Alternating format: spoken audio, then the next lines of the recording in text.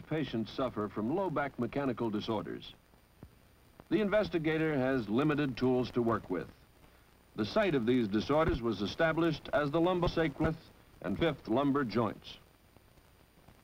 In 1911, Goldthwait of Boston, in performing an autopsy on a deceased patient, discovered that the disc cartilage of the fourth lumbar joint had ruptured. The nucleus pulposus, the soft central material of the disc, had pressed through a rupture in the annulus fibrosus. There it pressed upon a nerve root. Note the vulnerability to wear and tear of the lumbosacral region just above the sacrum. But in the daily life of the human being, a violent trauma may be imposed upon the lumbar spine. A multitude of little traumata. In addition, as we grow older, the human body is apt to take on weight, becoming pot-bellied and sway-backed, with consequent decompensation of the gluteal and abdominal muscles. Now view what often occurs to some of the structures of the lower back. Due to a mild subluxation of the facet joints, they now override each other, the superior elements settling down on the inferior. Thus, the wear and tear of everyday life and the settling down process of the facets tend to wear out the posterior part of the disc cartilage. Only minimal success results from the immobilization techniques. Consequently, these measures have been largely discarded. As early as 1930, the need for a different approach to treatment of low back mechanical disorders was recognized. The basis for this approach was empirical, derived from a large body of experience with patients and from observations in nature, gradually being formulated into a philosophy of treatment. It was noted early in the experience of these investigators that patients suffered less when squatting on their heels, a practice which flexed the lumbar spine. Patients suffering from the low lumbar disc syndrome occasionally assume the frog position while seated to gain some relief from pain, and usually prefer sleeping on their side, with one or both knees pulled toward the chin, thus flexing the lumbar spine. From these and other observations came a philosophy for a different mode of treatment for low back mechanical disorders. With the normal lumbar spine in extension, the posterior longitudinal ligament is relaxed, allowing the discs to bulge slightly into the spinal canal. But in flexion, the ligament normally is taut, with disc cartilage pushed back from the spinal canal into the interbody space. And so from this empirical approach came a set of flexion exercises for low back mechanical disorders with a twofold purpose. First, by passive exercises, to apply tension to the posterior longitudinal ligament, thus pushing the disc cartilage back into the interbody space from the spine. Second, by active exercises to strengthen the supporting muscles of the lumbar spine, thus helping to correct swayback or other postural defects that may contribute to extreme lordosis.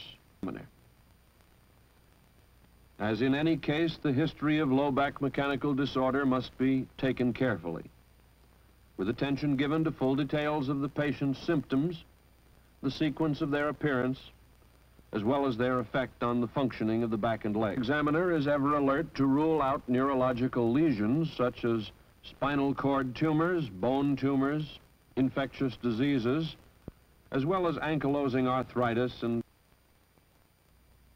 pain in the low back may radiate in several directions.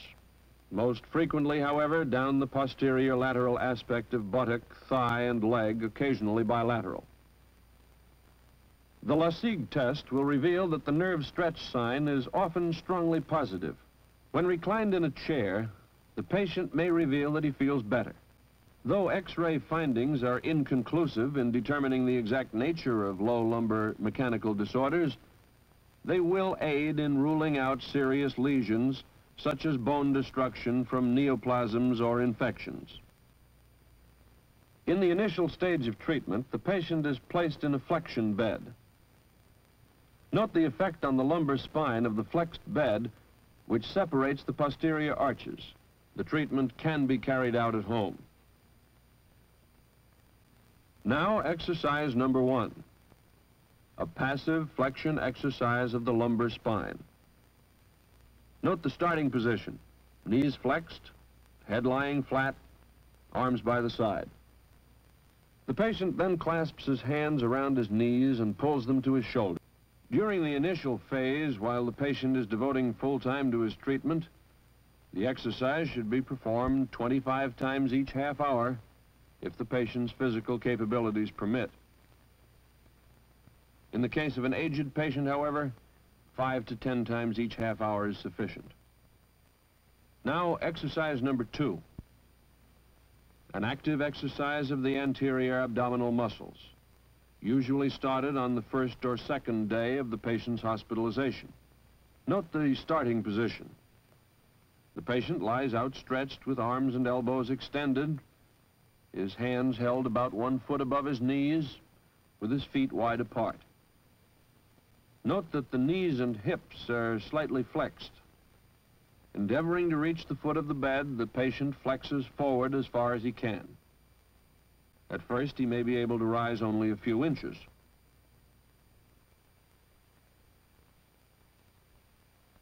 But later, with a light counterweight on his feet, he may make more progress. Note that he forces his head forward and down between his knees as far as possible. This exercise should also be performed 25 times every half hour if one's physical condition permits. Otherwise, 5 to 10 times every half hour. Now, exercise number 3, a passive flexion exercise of the lumbar spine, usually begun on the 2nd or 3rd day of the... Note the starting position. The patient sits on the front half of the chair seat with the chair pushed against a wall, his knees and feet wide apart. As the patient bends forward, he folds his arms in front. With his neck in flexion and his head hanging down, he leans forward as far as possible. Indeed, his neck and upper part of his body must be completely relaxed. As the patient forcibly bends downward from the starting position, the initial effort is made by his belly muscles. On the return stroke, there is no muscle action. He springs up due to the elasticity of the relaxed muscles and ligaments. This exercise, like the preceding ones, should be performed 25 times each half if one's physical condition permits. Otherwise, 5 to 10 times each half hour. Now the last of the series of 4 exercises. In the starting position, the patient, preferably barefoot, stands erect, his arms extended horizontally forward, his body leaning slightly forward. Note the position of his feet, about 1.5 feet apart. Now he squats to a deep knee bend with his body leaning sufficiently forward to avoid falling backward. His heels, meanwhile, remain on the floor. The patient comes to rest in a relaxed position, his buttocks as close to the floor as possible. Then he rises. A bed end or doorknob will help when a patient's strength and flexibility are not sufficient for performance of the exercise. The exercise should be performed between 5 and 15 times each half hour while devoting full time to his treatment. When a patient has a chronic disorder of the knee joint, which prevents him from performing the squatting exercise, the pelvic roll may be substituted. Frequency of performance of all the flexion exercises should be adjusted to fit the physical capacity of the patient. For the next 2 to 4 weeks, however, the patient must continue the exercises within his home, but at less frequent intervals, dependent on the need.